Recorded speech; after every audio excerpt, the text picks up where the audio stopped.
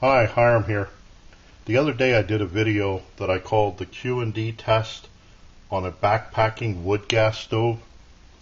This one.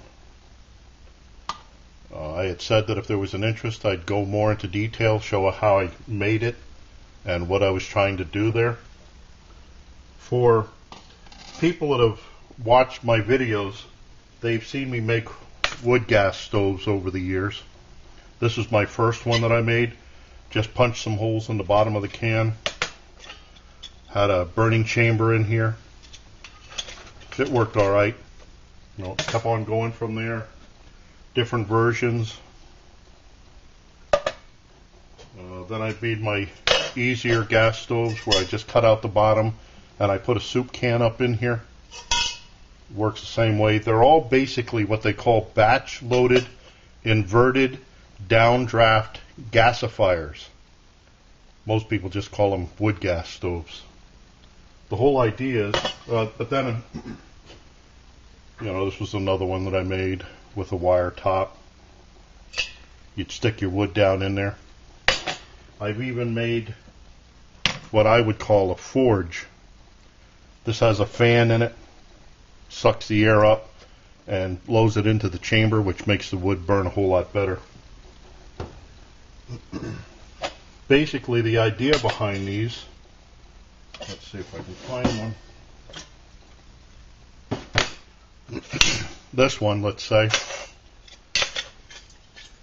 the air would come up through, get sucked up in, get heated up on the inside of the stove, pull the wood gas from the, you can look on the internet and find all kinds of good explanations and stuff, but basically, as the fire burns on the top, it gasifies the wood down in.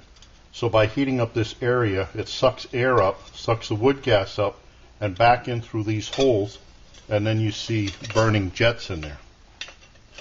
It's a very simplified version of it. But it's batch loaded. You just fill it once and then let it burn down. I've used these, but they're kind of big and bulky. I thought there must be an easier way to go about doing this, a little bit smaller. And that's what I did with this. I always save my, well, not all the cans, but a lot of the cans that I use, soup and whatnot, I save them, but I stack them inside each other for storage to try to save space. And I happen to notice that the Campbell soup can with the pop lid and El Del Monte sliced pears or whatever other fruit you wanted, their fruit can, which is also a pop top lid, when you put them in together, they fit real nice and neat in there and form a seal.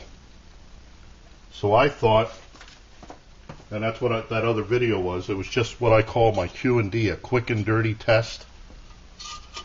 I just took the can, drilled some large holes along the bottom.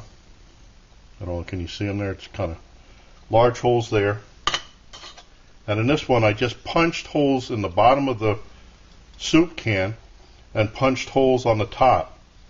I think that was a mistake. Like I said, these are very easy to make. I just used a hole punch, a center punch. This is a spring activated one. You just push it against and it punches a hole through. So I made holes here, and then you just fit them together. So as it heats up, the air gets sucked in here, up through the inside, pulling wood gas with it, I hoped, and out through the jets. And that's what you saw in that video. If I can remember what went on in there. It started because I had this for a pot stand. It's just an angle iron that I pinched together, had that on the top, and then had a pot on there. But as it started heating up the water, smoke started forming. And because it was raining, very wet, windy out yesterday, it didn't soot up the bottom of the pot, but it made like a sticky, very woody smelling, smoky smelling gunk. And that's what I was showing when I turned the pot up, that it wasn't sooting, but that it was gunking it up. So then I took it off, took the pot off, and just let it burn. Now this had started burning. There was 3/4 cup of wood pellets in it, in the stove. And it was burning for 2 minutes, and then I put the timer there, and you saw the time from there on. Well, the wood pellets, the 3/4 cup, ran out at about 15 minutes. And then from there on, it was just the charcoal that was left was burning. So all told, that 3/4 cup of wood pellets, just your basic wood stove wood pellets, burned for like, what, 17 minutes, which I thought was pretty good. But it didn't really give me all of the action on the top like what I wanted. So I went and made another setup, and I'll try to take it out later in the dark and see if I can see the jets on it. But again, it's a fairly easy thing to do. I just cut off the bottom, because instead of using this angle iron, which I don't think is tall enough, I made a small wire cage, and that fits up in here underneath for storage. But it's basically, again, the two cans, the fruit can and the Campbell's soup can. But this time, instead of punching holes in the bottom, I punched holes up on the side.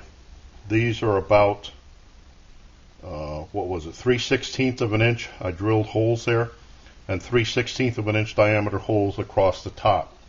Not any on the bottom this time. So that's just an easy thing that you can do with a drill.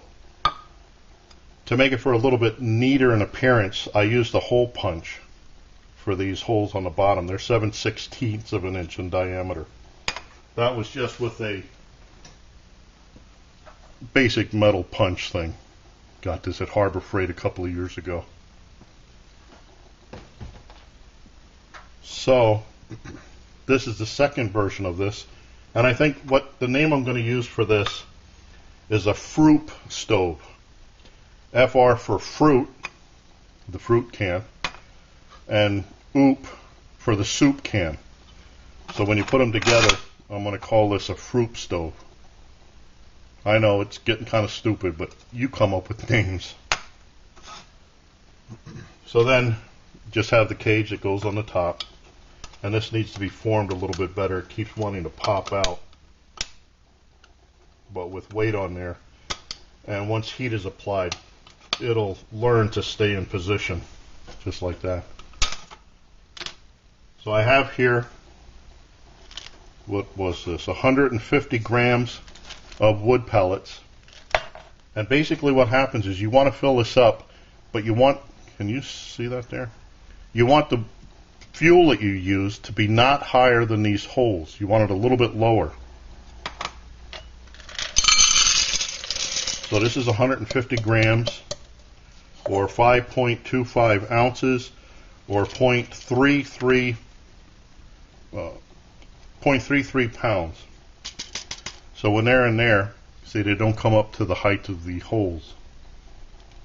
Then I'll put some sort of an accelerant on here, either fire starter. You just pour it in there on the top. It takes a little bit of time for this to get started, and then it burns.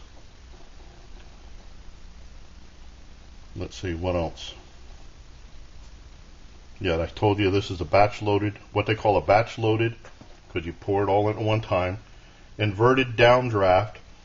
The fire's on the top, and the heating on the side of the can sucks air in and sucks wood gas up, so that it should come back out these holes and completely burn. Let's see, anything else? Nope, I think that's about it. I'll do just a burn test on this out in the dark so we can see it. And I'll look forward to your input, your questions, remarks, helpful suggestions, and I appreciate all of the thumbs up that I got for this.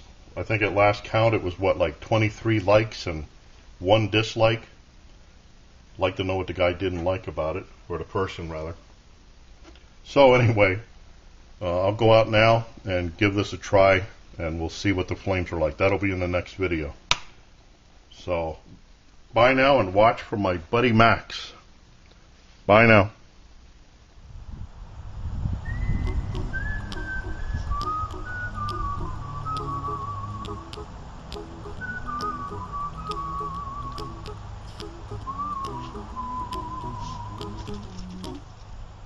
Good boy, Max.